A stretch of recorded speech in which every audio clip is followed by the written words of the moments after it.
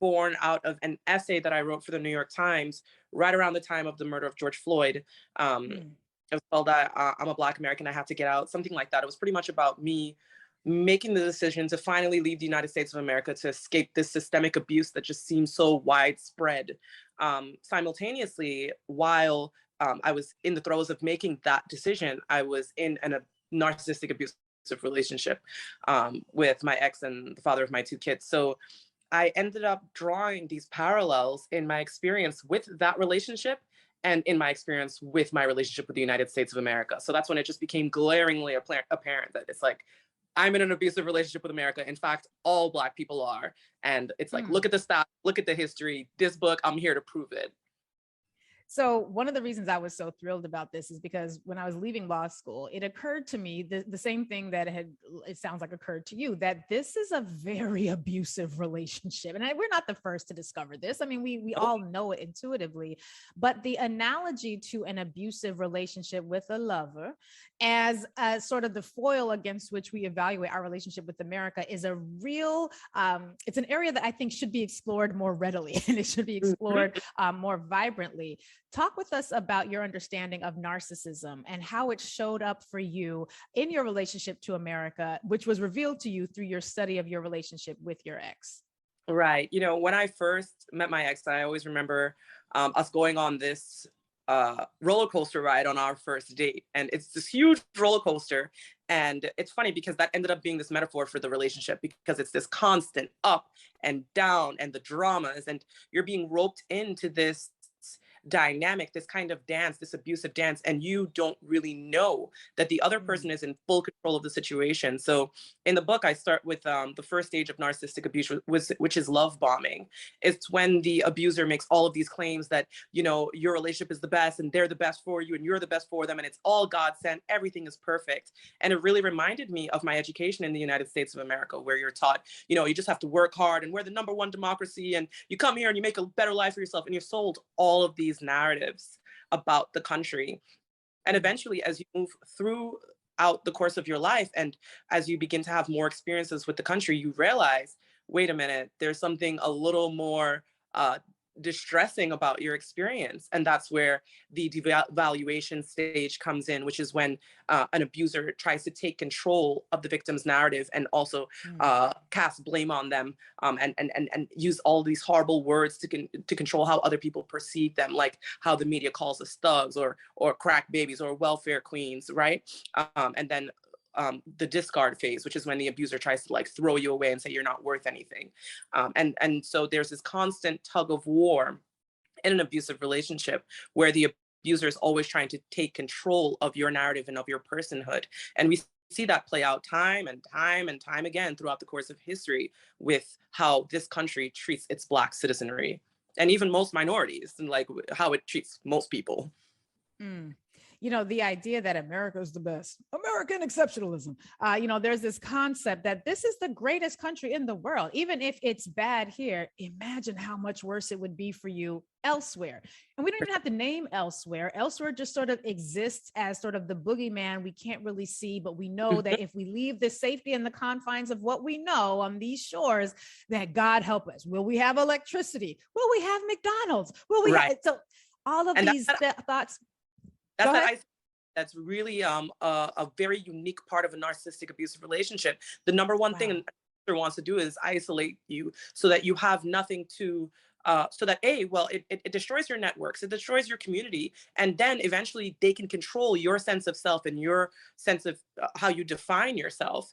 And so you see, once again, that that metaphor really applies, and we see how that isolation that America forces people into, where you don't travel, you don't see the rest of the world, you don't understand your Blackness outside of the like context of the oppression of Black people in America, that kind of forces victimhood that, had Mm. you explored more, maybe you could even redefine yourself and define yourself differently.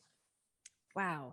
The fact that you start your story talking about coming from, I can't remember if it was Trinidad or Tobago. You're in Tobago now, but you were coming from Trinidad, I think. Is that correct? That is right. Yes. Okay. So coming from Trinidad, having started, in your very early years, came from Trinidad into the United States, I've often wondered if perhaps being exposed to the fact that there are other thriving nations led by Black people, where people don't have the stresses and the burdens of dealing with America. I wonder what role that played in your ability to separate yourself from this relationship with this nation. And I say that because, my mother's from Jamaica, my father was in the army. We've always lived outside of the United States. That wasn't a new thing for me. The idea of picking up and leaving or moving from one country to another, it's like, yeah, that's what we do. But for the typical American, as you noted, most of whom don't have a passport, and they've never seen anything else. What role do you think being exposed to the fact that, no, y'all, there's trust, there are other countries out there where things are happening well. What role, similar to where if I've been in a healthy, thriving relationship and I stumbled into one with a jerk who becomes, reveals as a narcissist, I'm like, wait a minute, I don't date trash. I have past examples where I have been able to date and be loved as in my full self.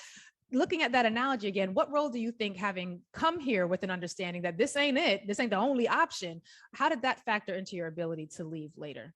I feel like, coming here as such a young child, I actually was quite indoctrinated into the American exceptionalism in a way that perhaps immigrants come here older weren't. And, my mom was a single parent. She raised 2 kids by herself. So it's not like we had so many opportunities to travel as one would have hoped. But when I was really able to break free was when I was like 18 years old, and my aunt was like, hey, come visit. And for me, that was an absolutely foreign idea. Like, what am I going there for? And now that I think back on how I felt about that invitation, it really reveals how much I had internalized all of the same exact messages that I'm now trying to fight against, right? This idea that, what am I going there for? Is there going to be hot water? Is there going to be, and you treat these as these entirely foreign places that have nothing to offer you. And that's why I feel that revealing my story and me being honest about battling these narratives myself is like one of the most powerful parts about it. Because it doesn't matter what kind of American you are, whether you're an immigrant, whether you've been out of the country, whether you haven't. Ultimately, Americans do have the strongest passport in the world, and the world is their oyster. And no matter when you realize that reckoning can open up so many doors for you. And that's what I really want to punch through for people, punch through that wall. Talk with us. You mentioned being asked to go visit your aunt, and that was sort of pivotal for you. But going on a trip to the Caribbean, a lot of us could do that, whether we have, a passport or not. There are Caribbean islands we can visit and live or momentarily. And then we always come back to the quote unquote safety of our narcissist country lover. What was it about that moment in your life that made you realize this needs to be longer term? How did you make that pivot from going on a trip to recognizing that it was time to leave whole cloth? Oh, absolutely. I was in college at the time, and I was in a predominantly white institution. And there was always this longing and this sense of like being invisible. And I couldn't quite define it. I never felt comfortable. I never felt happy. I was always seeking. And that one of those I took to Trinidad where I visited my aunt, it wasn't just to go lay out on the beach. It was just participating in the daily life of a Black woman outside of this country, just going for a jog, just walking into stores. And it was so amazing for me that my neighbors would say good morning to me. I'd be like, what are you talking to? Why are you looking at me? Because I was so used to nobody ever acknowledging my presence, or walking into a store and people saying, oh, good afternoon, good morning. And it's like, why are they talking to me?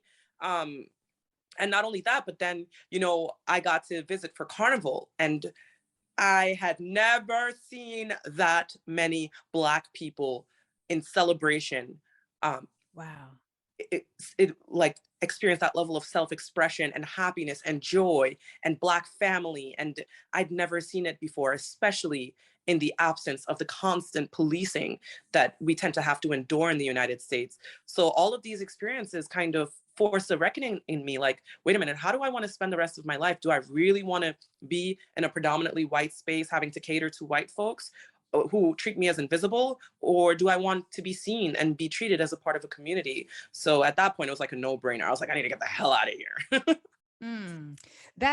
As you're describing going into the store, my American default was like, ooh, did they follow you in the store there too? Oh, Right. You see how conditioned I am? You see that? I mean, even as we're having this conversation, I was like, oh no, don't tell me there was racism there too. Talk to us about that feeling of being able to, because so many of us have never experienced it. The feeling of being able to sit in Black skin and to see Black joy that isn't curated by white people. And talk to us about what that was like for you. And I will also say, I'm sorry, I don't mean to cut you off, but right as because you mentioned going for a jog. And when you said that, Ahmaud Arbery pops up in my head. I was like, oh, that's so all of the things that you identified as just normal, that if you did not live in a country that was white supremacist and racist and anti-Black to the extreme, you would just be able to do. I got to be honest with you, I got a little jealous. Talk to us about that. You know, one of the things that really stands out to me is like the juxtaposition between taking my nephew to a park. I took him to a park in downtown Jersey City, mostly white people, maybe some Asians. And I remember this white woman was with her young child. And my nephew was just toddling at the time, and he toddled over to her. And the attitude this woman gave this baby, I was like, what the hell is this? And then, you know, going to Trinidad, Trinidad has this big thing called a savannah, right? And the savannah is like, it's a combination of like a botanical garden meets a big open space where people cook and people come with their families and walk, and also a place where everybody jogs and runs. And it's like maybe miles around it to get around it, right? So the first time I took my family to this park and I watched my nephew ride his scooter up and down, nobody looking at him. And I saw all of these Black people exercising. And you know, Black folk, we like our music. Everybody brings their big speakers and the music is blasting and they're doing their little exercising routine. And I felt sorry for myself. I was like, what the have I been living? How have I been living? And it was a combination of saddening and liberating, because here I am, 20-something years old, a big grown woman, and I have never in my life seen Black people, that number of Black people, freely enjoy public space. Wow. Yeah. That feels like joy. It feels like, but I'm reminded that, you know, there was before I was with my husband, before we were dating, I was dating somebody else. And, you know, it was a perfectly fine relationship. It was all right or whatever, but we broke up and I was sad about it. I was like really, really sad about it because I thought this was like the one. He was like, he checked all the boxes, the Christian, the this, the that, you know, all the boxes. And this is before I'd even met Brian. And then my friends and I, we went to a dinner event. And there was this other person there, a brother who was not dating anybody at the time. And he just seemed amazing. And he got up and he gave the prayer. This is when I was in a real super religious area of my life. And so he gets up to give the prayer. And me and all my girlfriends start looking at each other, you know, peeking out. We like, oh, now that's a Black man right there. Now that right there, that's a man. And it was in that moment that I realized, why am I pining for this trifling? I mean, he was fine. It was whatever, but it was one of those things that helped me to get over a breakup. And I'm bringing this example in because of the analogy that you use in your book. And it was in that moment that I realized, what the heck was I doing? Why did I even think this was worth fighting for when there are like real amazing people out there? Options. And when we think about options, again, going back to that indoctrination about American exceptionalism, when you don't know that there are options, you will settle for a narcissistic, abusive relationship. But once you decide to leave, that is often considered one of the most dangerous times in an abusive relationship. Can you give us some insight, right? Can you give us some insight on how we should factor that in? In fact, I shall give you the tea that nobody else has gotten. I respect you so highly. So thank you. At the end of my book, Donald Trump is breaking up with the United States of America. I'm breaking up with my ex, right? I'm literally in the corner rocking back and forth like, we're going to die. There's going to be a nuclear war, because I just don't know what the hell this man is going to do. And what does he do? Donald Trump, the whole coup thing. And that's a mess. And simultaneously, what does my ex do? Oh, well, my ex teams up with the United States of America court system to go say allegations that I kidnapped my kids when I returned to Trinidad. So him and the court system team up in their narcissistic, abusive ways to make my life a living hell as well.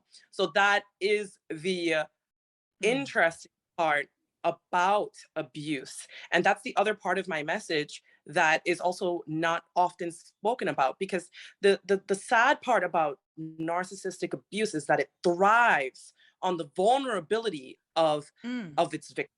And that's for that reason, it's like identifying a sick system, identifying a sick individual is one part of it, but overcoming them and defeating them, well, that's a whole nother conversation. And that's the conversation that I'm here for at this point, because ultimately there will be no Black freedom under the boot of white supremacy, especially if it's a global white supremacist system.